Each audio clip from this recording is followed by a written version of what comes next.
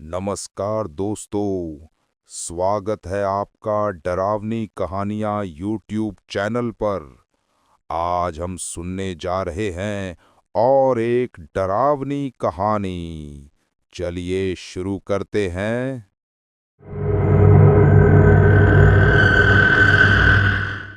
मेरा नाम आर्यन है। मैं एक चित्रकार हूँ। एक ऐसा चित्रकार जिसे लोग रूह का चितेरा कहते हैं। मेरा स्टूडियो शहर के एक पुराने जर्जर हिस्से में है, जहाँ शाम होते ही सन्नाटा अपनी चादर फैला देता है। पेंट और तारपीन की गंध मेरी सांसों में बसी है।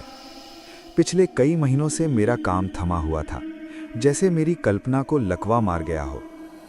दिसंबर की एक सर्द रात थी। बाहर कोहरा इतना घना था कि खिड़की के बाहर की रोशनी भी धुंधली पड़ गई थी।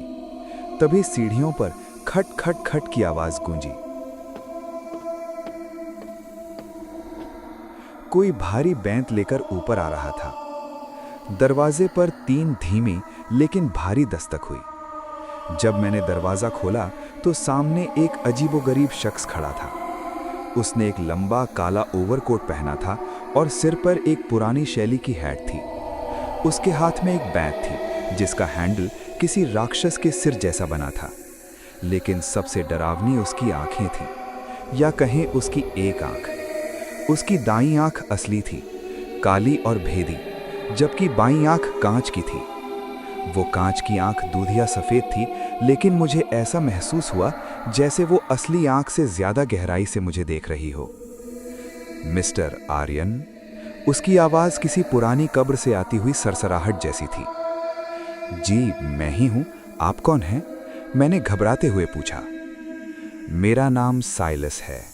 मुझे सुना है कि आप बेजान कैनवस में जान फूंक देते हैं। मुझे अपना एक पोर्ट्रेट बनवाना है। कीमत की चिंता मत कीजिए। उसने एक भारी लिफाफा मेज पर रख दिया। उसमें इतने नोट थे कि मेरी अगली 7 पीढ़ियां ऐश कर सकती थीं। मैंने बिना सोचे समझे हाँ कर दी। मुझे क्या पता था कि मैं अपनी ही मौत के वारंट पर दस्तखत कर रहा हूं। अगले दिन से पेंटिंग शुरू हुई। साइलस रोज ठीक शाम के 7 बजे आता और बिना हिले डुले घंटों बैठा रहता। उसकी वो कांच की आंख हमेशा मेरी तरफ टिकी रहती। उसने एक अजीब शर्त रखी थी। जब तक पेंटिंग पूरी न हो जाए तुम इसे नहीं देखोगे। तुम अपनी आंखों पर पट्टी बांधकर पेंट करोगे। लेकिन ये नामुमकिन है, मैं चिल्लाया। एक सच्चा कलाकार आंखों से नहीं, अपनी रूह से देखता है आर्यन, उसने ठंडे लहजे में कहा। अजीब बात यह थी कि जब मैं पेंट करना शुरू करता तो मुझे ऐसा लगता जैसे मेरा हाथ मेरा नहीं रहा, कोई अदृश्य शक्ति मेरा हाथ चला रही है। मैं रंगों को महसूस कर सकता था, उनकी खुशबू से उनकी गहराई पहचान सकता था। लेकिन हर स्ट्रोक के साथ मुझे अपने शरीर में एक अजीब सा भारीपन महसूस होने लगा। 1 हफ्ता बीत गया। पेंटिंग लगभग आधी हो चुकी थी। एक रात जब साइलस चला गया, मैंने अपनी उंगलियां को देखा। वो सफ़ेद पड़ गई थीं और उन्हें मोड़ना मुश्किल हो रहा था। मेरे जोड़ों में चर्र चर्र की आवाज़ आ रही थी, जैसे पत्थर आपस में रगड़ रहे हों। मुझे लगा शायद ये ज़्यादा काम करने की थकान है, लेकिन धीरे धीरे मेरा चलना फिरना दूभर हो गया।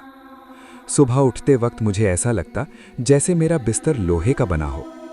अजीब घटनाएं बढ़ने लगी। मेरे स्टूडियो में रखे मिट्टी के बर्तन अपने आप पत्थर में बदलने लगे।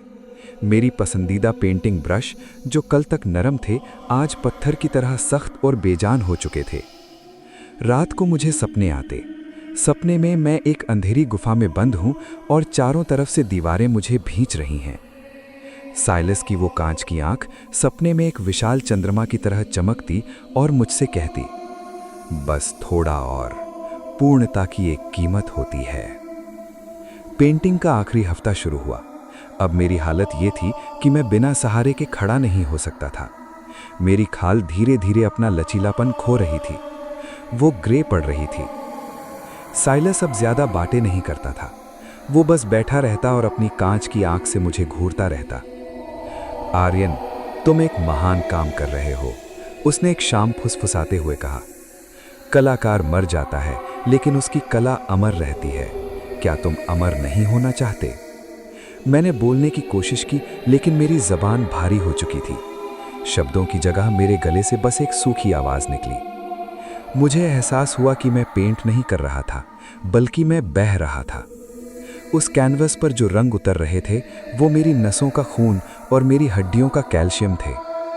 हर ब्रश स्ट्रोक के साथ मेरा जीवन उस तस्वीर में समा रहा था। कैनवस पर बना साइलस का चेहरा अब इतना जीवंत लग रहा था कि मुझे डर लगने लगा कि वो किसी भी वक्त बाहर निकल आएगा। वो आखिरी रात थी। कोहरा इतना घना था कि कमरे के अंदर की दीवारें भी दिखाई नहीं दे रही थीं। मेरा शरीर अब लगभग पूरी तरह पत्थर बन चुका था। सिर्फ मेरा दाहिना हाथ और मेरी आंखें हिल पा रही थीं। साइलस खड़ा हुआ। उसने अपनी बेंत फर्श पर पटकी। धप। वो आवाज़ सीधे मेरे दिल में लगी। आज ये पूरा हो जाएगा, उसने कहा। आखिरी स्ट्रोक, उसकी आंखों की पुतली। मैंने अपनी पूरी ताकत बटोरी। मेरा हाथ कांप रहा था। जैसे ही मैंने ब्रश को काले रंग में डुबोया और कैनवस की ओर बढ़ाया, मुझे एक भयानक खिंचाव महसूस हुआ। ऐसा लगा जैसे मेरा पूरा अस्तित्व उस छोटे से काले बिंदु में सिमट रहा हो। जैसे ही ब्रश ने कैनवस को छुआ, कमरे में एक जोरदार धमाका हुआ। सारी खिड़कियों के कांच चकनाचूर हो गए। अंधेरा छटा। सन्नाटा इतना गहरा था कि मैं अपनी ही थमी हुई धड़कन सुन सकता था, लेकिन मैं हिल नहीं पा रहा था। मैं देख सकता था, लेकिन मेरी पलकें नहीं झपक रही थी। मैं अपने स्टूडियो को देख रहा था, लेकिन एक अलग ऊंचाई से। तभी मैंने देखा, साइलस की वो कांच की आंख अब असली हो चुकी थी। वो मुस्कुरा रहा था। वो कैनवस की ओर बढ़ा और उसने पर्दा हटा दिया। उस पेंटिंग में साइलस नहीं था। उस पेंटिंग में मैं था। मेरा चेहरा, मेरी बेबसी, मेरी जम चुकी आंखें। लेकिन वो पेंटिंग कागज की नहीं थी, वो मांस और खून की थी। वो पेंटिंग सांस ले रही थी। शानदार, उसने कहा। उसका हाथ अब गर्म और जीवित लग रहा था। उसने नीचे की ओर देखा, जहां मैं खड़ा था या जहां मेरा शरीर था। मैं अब एक चित्रकार नहीं था, मैं एक मूर्ति बन चुका था। एक सफ़ेद संगमरमर की मूर्ति जिसका हाथ अभी भी ऊपर उठा हुआ था, जैसे वो दुनिया को कुछ बताना चाहता हो। मेरी रूह उस पत्थर के अंदर कैद हो चुकी थी। साइलस ने अपनी बेंत उठाई और मेरी पत्थर की छाती पर हल्के से मारा। तुमने पूछा था ना मैं कौन हूं। उसने अपनी हैट उतारी। उसके सिर पर कोई बाल नहीं थे, बल्कि वहां भी पत्थर जैसी दरारें थीं। मैं समय का संग्रह करता हूं आर्यन। मुझे कला पसंद है, लेकिन मुझे स्थिर कला पसंद है, जो कभी ना बदले, जो कभी ना मरे। साइलस ने उस जीवित पेंटिंग, जो अब मेरा असली शरीर था, उसे लपेट लिया। उसने उसे अपने साथ ले जाने की तैयारी की। तुम यहाँ रहोगे आर्यन, इस पुराने स्टूडियो की धूल में। तुम देखोगे कि कैसे दुनिया बदलती है, कैसे लोग आते जाते हैं, लेकिन तुम पत्थर ही रहोगे। तुम्हारी रूह इस पत्थर के अंदर तब तक तड़पेगी जब तक ये पत्थर खुद धूल न बन जाए। उसने दरवाज़ा बाहर से बंद कर दिया। अब मैं यहाँ अकेला हूँ, अंधेरे में खड़ा एक पत्थर। चूहे मेरे पैरों पर चढ़ते हैं, धूल मेरे चेहरे पर जमती है। कभी कभी कोई आवारा कुत्ता अंदर आ जाता है और मेरी बेजान टांगों पर पेशाब कर देता है। मैं चिल्लाना चाहता हूँ, रोना चाहता हूँ, लेकिन पत्थर नहीं रोते। मेरी आंखों में वो आखिरी दृश्य अभी भी कैद है। साइलस का वो चेहरा, जो अब मेरा चेहरा पहनकर दुनिया में घूम रहा है। वो मेरी पहचान लेकर जी रहा है और मैं उसकी वसीयत बनकर यहाँ जम गया हूँ। बाहर कोहरा फिर से छा रहा है। शायद वो किसी और कलाकार की तलाश में है। शायद कल सीढ़ियों पर फिर से खट खट खट की आवाज गूंजेगी।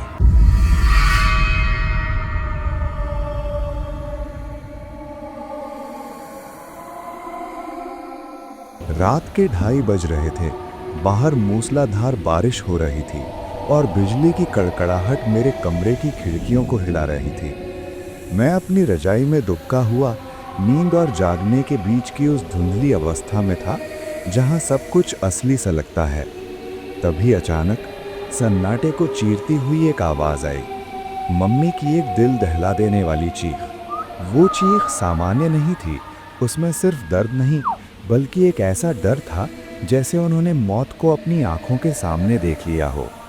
अगले ही पल पाता के कमरे से चीज़ों के टूटने और घसीटे जाने की आवाज़ें आने लगीं। मेरा दिल तेज़ी से धड़कने लगा। मैं 10 साल का बच्चा, जो कल तक अंधेरे से डरता था, आज उस अंधेरे का हिस्सा बनने वाला था। बिना सोचे समझे मैं अपने पलंग से नीचे उतरा और उसके नीचे जाकर छिप गया। मेरा दम घुट रहा था, लेकिन मैंने अपने मुंह पर हाथ रख लिया ताकि मेरी सांसों की आवाज़ भी बाहर न जाए। ऊपर कमरे में शोर अचानक बंद हो गया। सब कुछ बिल्कुल शांत, इतना शांत कि मुझे अपनी धड़कनें साफ सुनाई दे रही थी। तभी गलियारे में भारी जूतों की आवाज़ सुनाई दी। खट खट खट। वो आर्मी बूट्स थे। वो भारी और लोहे की नाल लगे हुए लग रहे थे। वो आवाज़ मेरे कमरे के दरवाजे पर आकर रुकी। दरवाज़ा धीरे से खुला। मेरी आंखों के सामने सिर्फ 2 धूल से सने हुए भारी काले जूते थे। वो शख्स धीरे धीरे पलंग की ओर बढ़ा। मैं कोने में और सिमट गया, ये उम्मीद करते हुए कि शायद वो मुझे ना देख पाए। अचानक एक झटके के साथ पलंग को एक तरफ हटा दिया गया। मेरी चीख निकलने ही वाली थी कि एक ठंडे सख्त हाथ ने मेरा पैर पकड़ा और मुझे घसीट लिया। मेरा सर जमीन से टकराया और धुंधली आंखों से मैंने उस आदमी को देखा। वो फटे हुए पुराने फौजी लिबास में था। उसका चेहरा आधा जला हुआ था और आंखों में एक अजीब सी चमक थी। उसने मुझे अपने चेहरे के पास लाया और एक ऐसी आवाज़ में बोला जो किसी इंसान की नहीं बल्कि पुरानी सड़ती हुई लकड़ी के टूटने जैसी थी। हमें तुम्हारी तलाश 200 साल से थी आर्यन। मेरी आंखों के सामने अंधेरा छा गया। जब होश आया तो मैं अपने घर में नहीं था। मैं एक लोहे की मेज से जंजीरों से बंधा हुआ था। कमरा किसी पुराने लेबोरेटरी जैसा लग रहा था, जहां चारों तरफ कांच के जार में अजीब से अंग तैर रहे थे। वो फौजी आदमी मेरे सामने खड़ा था और एक पुरानी फाइल पढ़ रहा था।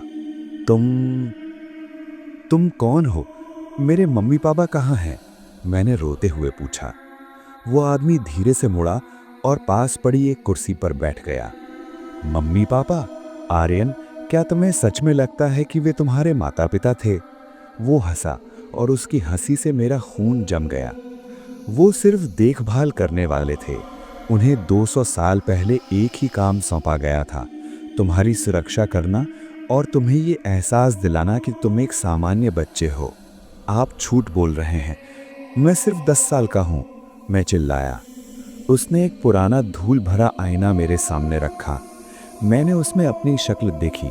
मैं वही 10 साल का लड़का था, लेकिन मेरे गले पर एक छोटा सा नीले रंग का मार्क यानी निशान चमक रहा था, जो मैंने पहले कभी नहीं देखा था। आज की तारीख क्या है जानते हो? मैंने उत्तर दिया, 25 जनवरी 2026। वो फिर हंसा।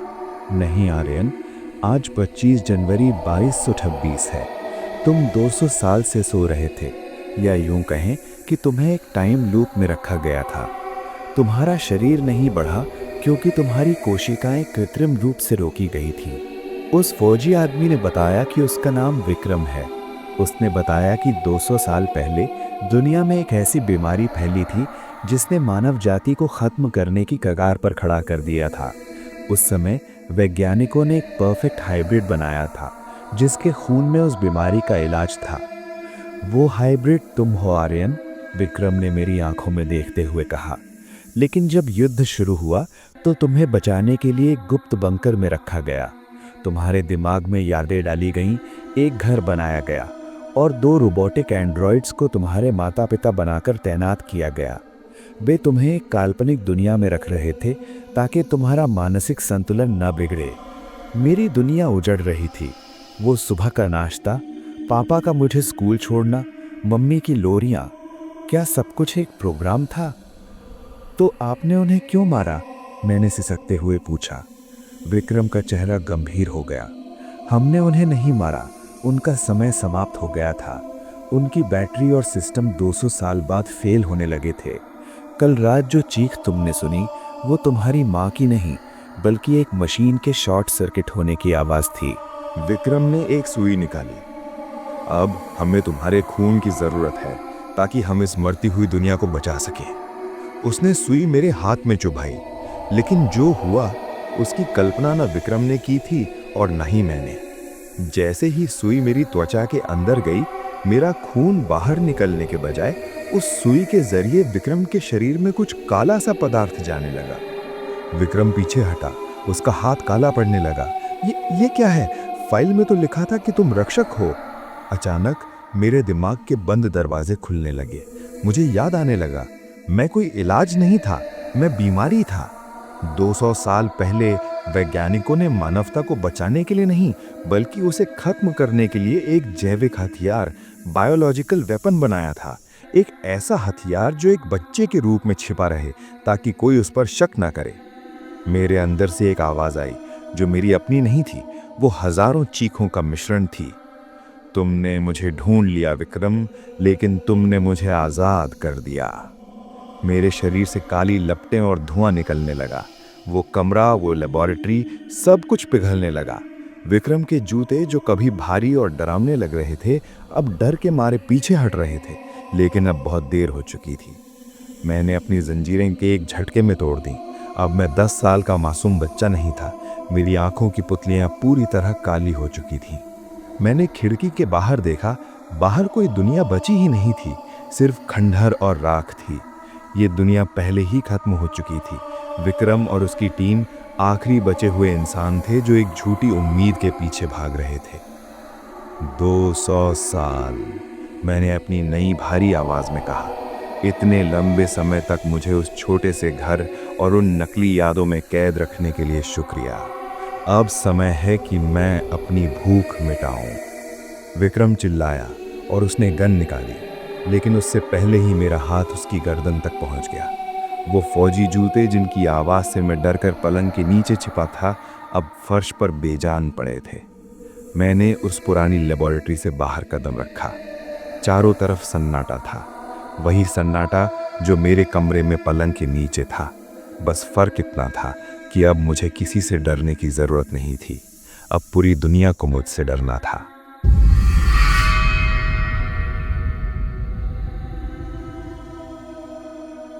बस यही थी आज की कहानी। ऐसी ही और कहानियां सुनने के लिए कृपया चैनल को सब्सक्राइब करें। मिलते हैं अगली कहानी के साथ।